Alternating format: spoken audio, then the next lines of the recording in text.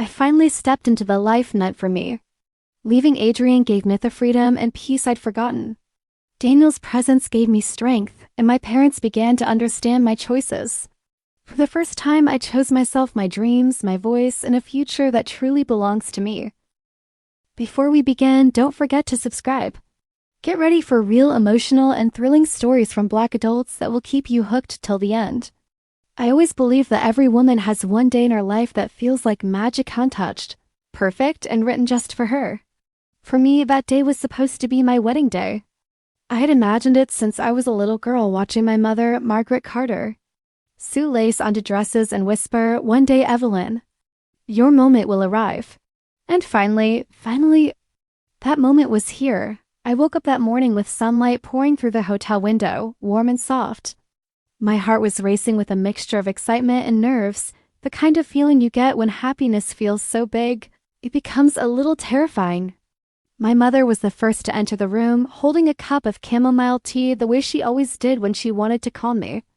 My father, Thomas Carter, stood behind her, pretending he wasn't emotional even though his eyes were clearly watery.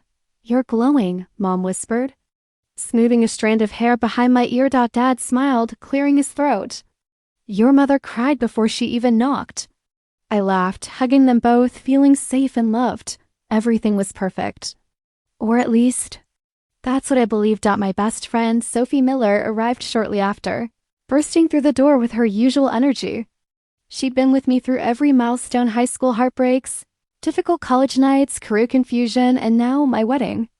She was my maid of honor, the person I trusted most after my parents. "Oh my God.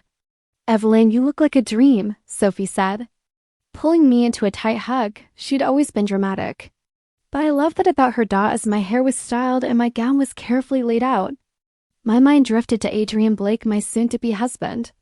Adrian had entered my life 2 years earlier, charming, calm, and the kind of man who made everyone in a room feel at ease. He wasn't loud or flashy.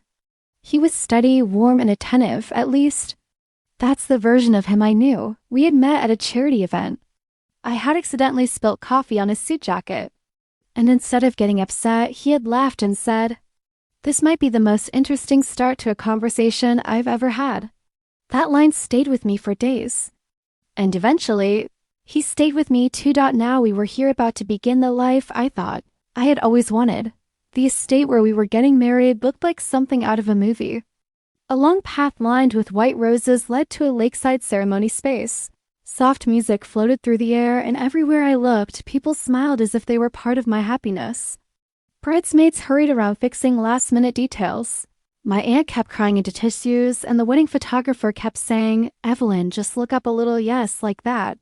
For a moment, I truly felt like the main character in a fairy tale. When the ceremony began, and I stepped into the aisle, everything fell silent inside me. Adrian stood at the end, looking handsome in his navy suit, smiling in a way that felt warm and familiar. My father held my hand tightly, whispering, "You're going to be all right, honey." I believed him. I believed everything. With each step, my future felt brighter. The vows were emotional, the rings trembling in our hands as we exchanged them. Adrian's voice cracked when he said, "I promise to always protect your heart." I remember thinking that nothing had ever sounded more beautiful. After the ceremony, the celebration started: music, laughter, and dancing beneath twinkling lights. I danced with my parents, with Sophie, with relatives I hadn't seen in years. Adrian kissed my forehead gently every time he passed me. It all felt real, safe, meant to be, but underneath my happiness, a small, strange feeling tugged at me. Something I couldn't name. A shadow that didn't belong to the perfect picture around me. I pushed it away, blaming it on nerves, exhaustion, and the weight of such a big day. The sun slowly set, the sky turning lavender and gold. Guests were eating, laughing, and celebrating our love. Sophie was laughing loudly with the bridesmaids. Adrian was talking with guests across the lawn. Everything looked beautiful. Everything looked right. Yet, something inside me whispered that the night ahead would not be what I imagined. If only I had listened to that voice. If only I had known that before the moon disappeared behind the clouds, everything I believed about love, friendship, and trust would shatter like thin glass. But in that moment, standing beneath warm lights, wearing my perfect dress, holding a bouquet that smelled like hope, I truly thought this was the day that would change my life forever, and I was right. Just not in the way I expected. Asterisk, the wedding reception should have been the happiest hours of my life. The ceremony was over, the vows were sealed, the photographs were taken, and now it was time to breathe, relax, and enjoy the night. That's what everyone kept telling me. That's what I kept telling myself. I moved from guest to guest, thanking them for coming, hugging relatives, and posing for photos. The soft music, the glowing lights, and the sound of laughter all blended into a warm, comforting blur. For a moment, I felt like nothing could ruin this night, but sometimes the first crack in a perfect picture appears quietly. So quietly you don't recognize. And until it's too late, the first strange moment happened when I couldn't find Adrian. Had just finished talking to one of my cousins when I realized I hadn't seen him in at least 20 minutes. It wasn't a big deal. Grims often move around, talking to guests, checking on arrangements. But something about the empty seat beside mine felt off. He's probably with his parents, I told myself, brushing it aside. I searched the crowd. No sign of him. Then I looked for Sophie. She'd been so excited all day, running around helping with everything, making sure nothing stressed me out. But suddenly, she was gone too. Maybe she's fixing her makeup, I thought. Again, I pushed the tiny worry away. I didn't want to ruin my own happiness with unnecessary fear. It was my wedding night. Things were supposed to feel a little chaotic. Still, a knot formed in my stomach. I walked toward the refreshment table where my mother was talking to guests. She noticed the slight tension on my face immediately. "Sweetheart, are you okay?" she asked gently. "I'm fine," I said, forcing a smile. "I just haven't seen Adrian." "Or Sophie." My mother chuckled lightly. "You know how weddings are. People wander off every second." "Yes, I know," I replied, but the uneasiness wouldn't go away. My father, Thomas Carter, overheard us and placed a hand on my shoulder. "Want me to look around for him?" I shook my head. "No, Dad, I'm sure he's just somewhere talking to guests." But as they returned to their conversation, I felt a chill move through me. It wasn't cold outside. It was something else, something I didn't have a name for. I decided to look around the estate myself. Maybe I just needed to see Adrian to feel grounded again. I walked past groups of laughing guests, past the dance floor where kids spun in circles, and toward the far side of the lawn. Still nothing. When I reached the corner of the garden, an elderly guest stopped me. "Oh, Evelyn. Congratulations again," she said. "By the way, I think I saw Adrian heading inside earlier. Up the staircase." He looked in a hurry. "In a hurry?" I repeated. "Yes, and someone else went after him. A woman, I think. Maybe one of the bridesmaids?" she said with a cheerful smile, unaware of the storm she had just planted inside me. My heartbeat doubled. "A woman? Who? Why?" I thanked her and continued walking, but the knot in my stomach tightened so sharply I could barely breathe. I knew Adrian well. He wasn't the type to rush off in the middle of a celebration, and certainly not without telling me. I entered the estate house. The interior was dimly lit now, since most people were outside. The wooden staircase felt colder than it had earlier that morning. My heels clicked quietly as I walked up the steps, each sound echoing louder than it should have. My pulse thudded in my ears. Halfway up the stairs, I paused. Was I overreacting? Was I letting small things ruin something perfect? Weddings were unpredictable. People ran around all the time, but then, why did it feel like something terrible was waiting for me? I inhaled deeply and continued climbing. At the top, the hallway was quite too quiet. A faint light spilled from one of the rooms at the end. I noticed the door wasn't fully closed. Something shifted inside me, a fear so sharp it made me freeze, and then I heard it. My name, soft, whispered, close. But not close enough that I could understand the tone. Every hair on my arm stood up. I took a step closer. The closer I moved toward the door, the heavier my chest felt, as if gravity itself was trying to pull me back. I didn't want to open that door. I didn't want to know what waited behind it, but something stronger than fear pushed me forward, something that whispered, "You need to know the truth, no matter how much it hurts." My hand trembled as I touched the doorknob. My heartbeat was shaking through my entire body, and just before I pushed it open, I thought to myself, this is the moment my life will change forever, and I don't know if I'm ready. I don't know why my hands were shaking as I stood outside Adrian's apartment door. Maybe because the silence behind it felt wrong. Maybe because a part of me already knew what I was about to find, but wasn't strong enough to admit it. It was the first time in days that Adrian hadn't picked up my calls, not even a text, not even a small busy.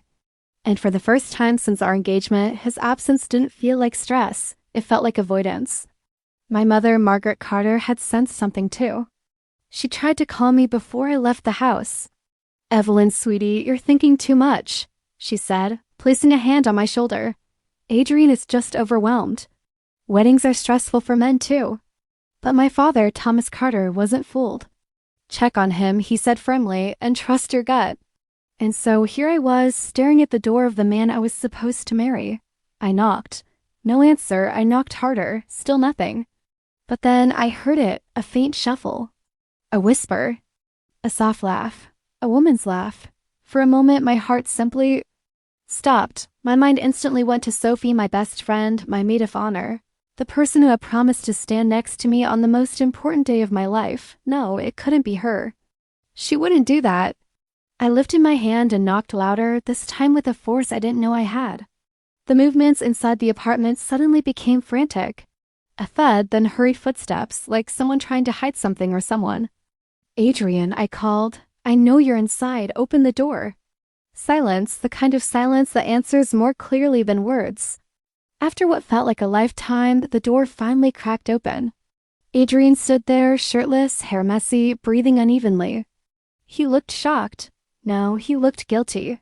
"Evelyn?" He stammered. "What are you doing here? What am I doing here?" I whispered, "I'm your fiancé, Adrian. Why wouldn't I be here?" He opened his mouth, but nothing came out. That's when I heard it again, a soft noise, a gasp. A woman's voice. "Adrian, who is it?" My entire body turned to ice. It wasn't Sophie's voice, but it didn't matter. Betrayal didn't hurt less because the person was a stranger. It hurt because it was him. I pushed the door open before Adrian could stop me. And there she was. A woman I had never seen before, standing in the living room, wearing nothing but Adrian's shirt. Her lipstick was smudged, her hair was wet. And she looked right at me. With the same expression prey gives a hunter fearful, exposed. For a moment, none of us spoke. We just stared at each other, three people trapped in a moment that could never be undone. I stepped back, my voice breaking. "How long?" I asked Adrian. He swallowed hard. "Evelyn." "Please let me explain. How?" "Long?" His shoulders fell. "A few months." A few months, while we planned our wedding, while he kissed me goodnight, while I dreamed about our future. I felt something inside me crack. The first crack in my dream happened days ago. This was the shatter. "Why?" I whispered. He didn't answer. The woman spoke instead. "I didn't know he was engaged," she said softly. "I swear, he told me he was single."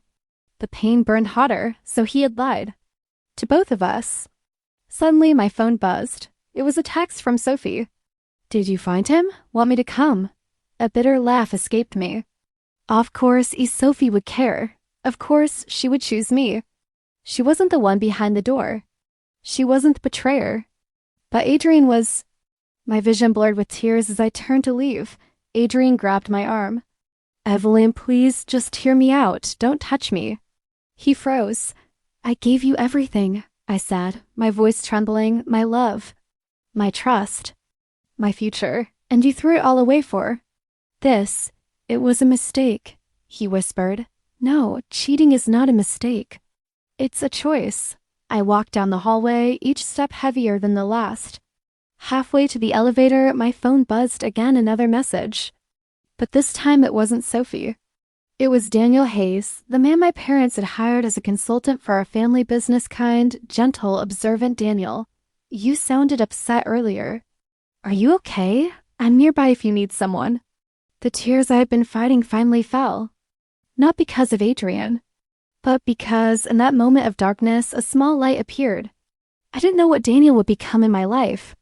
But I knew one thing, the door I had opened today had shown me the truth, and the door I would open next could change everything.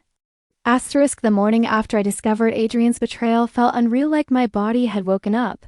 But my soul was still lying broken on the floor of his apartment. The sunlight pouring through my bedroom window felt offensive, too bright, too cheerful for the storm inside me. My mother knocked softly before walking into my room. "Sweetheart, do you want tea or just company?" Her voice cracked at the end. She had cried probably all night. Not because of Adrian, but because of what it had done to me. "I'm okay," I lied, my voice barely above a whisper. "No, you're not," she said, sitting beside me. "And you don't have to be." My father, Thomas, appeared at the door a moment later. He wasn't a man of many words, but he looked at me with a seriousness that almost broke me again. "You are stronger than this," he said, "and stronger than him." I didn't feel strong. I felt shattered, but the day would prove otherwise. Around noon, I finally forced myself out of bed. I showered, dressed, and looked at my reflection in the mirror. My face was swollen, eyes red, lips trembling, but I was still Evelyn, the same woman who had dreams before Adrian. The same woman who could build a life after him. As I dried my hair, my phone buzzed. It was Sophie. "Can I come over?"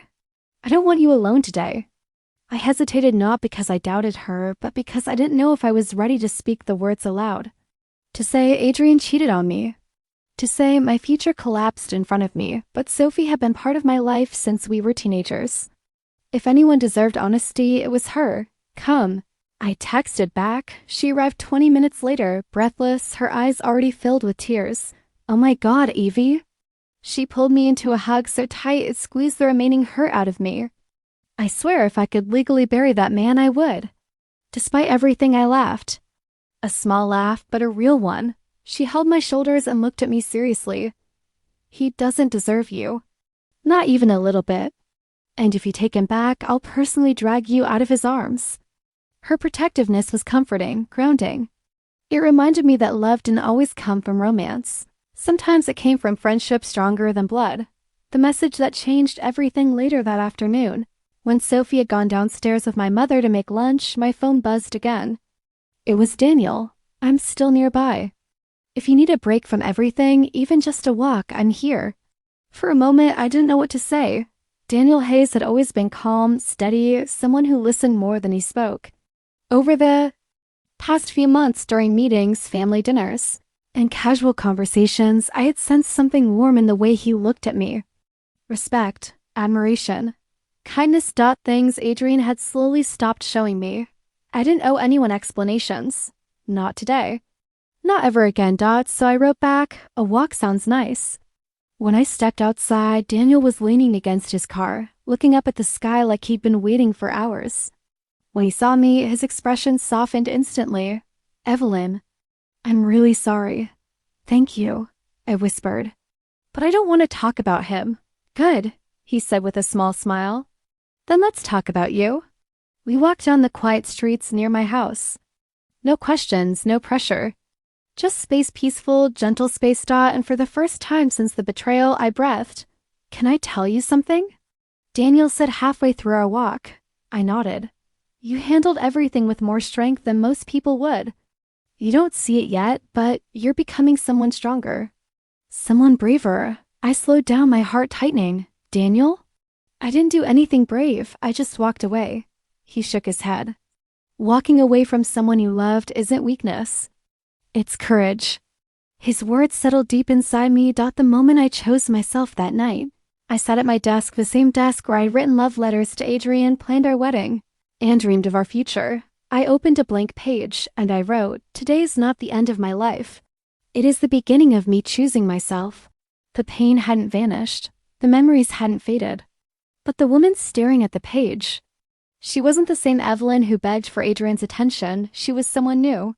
Someone rediscovering her voice, her worth, her possibility. I closed the journal and whispered to myself, "I will become the woman I never knew I could be." And for the first time in a long time, I believed it. If someone had told me a week earlier that my life would take a turn once so unexpected, so gentle, so strangely hopeful, I would have laughed. Or cried. Or both. But life has a strange way of sending people exactly when you need them, even if you don't know it yet. After the walk with Daniel, something inside me had shifted, not completely healed, but softened, like a bruise that no longer hurt at the slightest touch. I still woke up with reminders of Adrian's betrayal, but the sharpness of the pain was beginning to dull. Still, healing wasn't linear.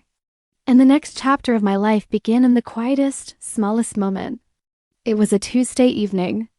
My room was messy with old memories, photos from our engagement shoot, notes Adrian had written, wedding planning books I couldn't yet bring myself to throw away. The chaos around me felt heavier than the actual heartbreak, like physical proof of a future that had been ripped off the page. My mom gently knocked on the door and stepped inside. "Sweetheart, Sophie's downstairs." She brought dinner. Of course she did. Sophie had practically taken it upon herself to ensure I didn't starve, didn't hide in bed, and didn't slip back into the temptation of texting Adrian. "I'll be down in a minute," I said. When I walked into the living room, Sophie was already unpacking takeout containers. Her hair tied up messily, her energy bright and chaotic as always. "There she is," she announced dramatically. "My favorite human who desperately needs food and emotional hydration." "Emotional hydration?" I asked, raising an eyebrow. "Oh yes," she replied. "Otherwise known as gossip, comfort, and carbs." I laughed because even after everything, Sophie could still pull laughter out of my chest space that belonged there. "Okay," she said, sliding a plate toward me. "Tell me one thing you did today that wasn't crying, sleeping, or staring into the abyss." I thought about it. "I journaled," I said softly. Her eyes widened. "Journaling? Evelyn Carter is officially healing. Should I alert the media?" I threw a napkin at her and she shrieked dramatically. Laughing felt good. It felt needed. It felt like me, and then, the unexpected knock halfway through dinner, a car pulled up in front of our house. Sophie looked toward the window and froze. Evelyn?" "Don't panic." My heart immediately began racing. "What? Who is it?" Before she could answer, the doorbell rang. My mother peeked into the living room, her eyes uneasy. "Sweetheart, it's Adrian." The name hit me like cold water. Sophie stood up instantly. "No, absolutely not. He doesn't get to show up here like some lost puppy." But he already had. I took a breath, a deep, steadying breath, and walked to the front door. Adrian stood there, hair messy, eyes red-rimmed, shoulders tense. He looked nothing like the man I thought I would marry. He looked small. He looked afraid. "Evelyn, can we talk?" His voice was soft, almost pleading. Sophie came to stand behind me, crossing her arms. "That's a no from all of us." But I held up my hand. "It's okay," I murmured to her. "Let me handle this." Adrian exhaled shakily. "I'm so sorry. I made the biggest mistake of my life. I don't even know what I was thinking, Evelyn. Please, can you just give me a chance to explain? To fix this?" He reached for my hand, but I stepped back. "Adrian," I said quietly, "you didn't break a vase or forget an anniversary. You broke me." He winced like he'd been slapped. Before I could say more, headlights pulled up behind Adrian's car. Another car. One I recognized instantly, Daniel. He stepped out slowly, his expression shifting from calm to protective the second he saw Adrian in front of me. "Is everything okay?" Daniel asked gently, directing his question to me, not Adrian. Adrian turned around sharply. "What are you doing here?" Daniel didn't flinch. "Checking on Evelyn." Something in Adrian's jaw twitched, anger burning behind his eyes. "Right, of course. Should have known there was someone else." "There wasn't," I said firmly. "Daniel didn't replace you." "You replaced yourself." Adrian had no comeback. Because it was the truth. Choosing what came next, my father joined us at the doorway, standing quietly behind me, a steady presence reinforcing my decision. "Adrian," I said, my voice steady, "I wish you well. I hope you heal. But I'm not going back. Not today. Not ever." Adrian stared at me like my words were physically cutting him open. And then he left. He didn't argue. He didn't beg again. He just turned around and walked away. When his car disappeared down the street, I felt a strange sensation wash over me, not joy, not relief. Something deeper, freedom. Daniel approached me slowly, respectfully. "You okay?" I nodded. "I think. I will be." Sophie hugged me tight. My parents came to stand near me. And Daniel stayed quietly by the curb, not wanting to intrude but refusing to leave me alone. And in that small moment, surrounded by people who truly loved me, I realized something. Sometimes life doesn't send you a hero. Sometimes it sends you a mirror, a person who reflects the strength you forgot you had. And Daniel Hayes was exactly that. Someone I never expected. Someone who would change everything. Asterisk, I thought Adrian showing up at my doorstep was the last time I'd have to deal with him. But heartbreak has its own strange rhythm, sometimes quiet, sometimes deafening, and just when you think you've moved forward, the past comes tapping again, asking for attention. But this time, I wasn't the same woman who once cried over him. A week passed after that night. A week where I slowly felt myself climbing out of the darkness I'd been drowning in. I woke up earlier. I walked outside more. I stopped checking my phone. I started eating again mostly because Sophie practically spoon-fed me when she thought I wasn't looking. And Daniel was there in ways I didn't expect, softly, respectfully, without asking for anything in return. He would send small texts like, "You survived today. That's enough." Or "Fresh air helps. Want some?" Nothing heavy. Nothing intrusive. Just presence steady and warm. One evening, Margaret, my mom, came into my room holding a folded blanket. "You going out?" she asked. "Just for a walk," I replied. "Daniel is picking me up." She paused, studying my face the way only mothers can. "You're smiling again," she whispered. It surprised me. I was. A walk that felt different. Daniel stood outside leaning on his car, hands in his pockets, looking genuinely happy to see me. Not excited happy. There's a difference. "You look lighter," he said. "Maybe I am." We walked through a quiet park near my house.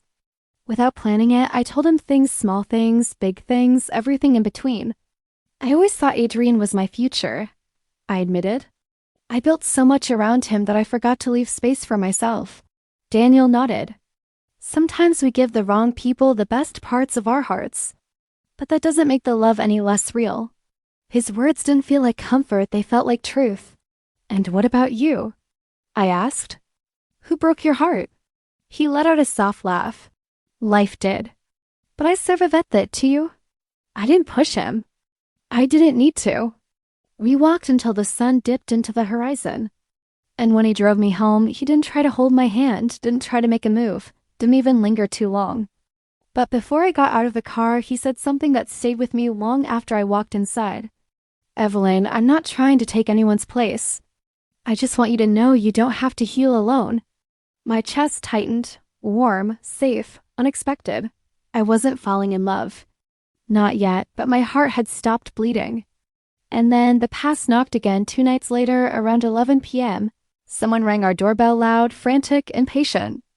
My dad opened the door before I even reached the hallway. And there he was, Adrian, again, but this time he didn't look angry or desperate. He looked defeated, eyes swollen, hair unkempt, jacket thrown on like he had run out the door without thinking. My father straightened. "Adrian, you need to leave." "Please," Adrian said, voice shaking. "I just need 5 minutes with her." My mother appeared behind me, gently touching my arm. "It's your choice," she whispered. I stepped forward. "Say whatever you came to say." "But say it on the porch." He swallowed hard, nodding. The confession I didn't expect. Adrian took a shaky breath. "I checked myself into counseling," he said quietly. I'm trying to fix myself. Realized how selfish I've been. How empty I was. How much I used you to fill things inside me I never dealt with." I stared at him, surprised but unmoved. "I'm happy you're getting help," I said honestly. "You need it." He nodded slowly. "I know I lost you, Evelyn. I know it's over. But I needed you to know that I'm trying to be better. Not for you, but because I don't want to be the kind of man who destroys people." There was pain in his voice, regret, but regret isn't the same as love. And healing doesn't require going backwards. "I hope you heal," I told him softly. "But you need to do it without me." He looked down, his shoulders trembling. "I'll respect that," he whispered. For the first time, I saw Adrian Blake not as the man who betrayed me, but as a flawed, broken person trying to rebuild himself. And I felt something unexpected, closure. Real, final closure. He stepped back. "Goodbye, Evelyn. Goodbye, Adrian." When he left, I didn't cry. My heart didn't twist. Instead, I felt calm, like the past had finally packed its bags and walked away. A future that was beginning to bloom. When I walked back inside, both my parents stood waiting. My father hugged me gently. "I'm proud of you." My mother kissed my forehead. "He can't hurt you anymore." And as I stood there, wrapped in their warmth, I realized something powerful. The past always knocks before it leaves. But when it finally steps away, space opens. Space for peace.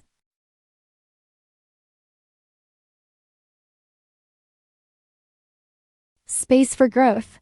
Space for someone new, someone who had already begun walking into my life with quiet footsteps and honest eyes, someone named Daniel Hayes. When Adrian walked away that night, it felt like a door finally closed, not with anger, not with regret, but with acceptance. The past didn't disappear, but it no longer controlled me. It simply became a chapter one had survived. For the first time in months, I slept without waking up in a panic.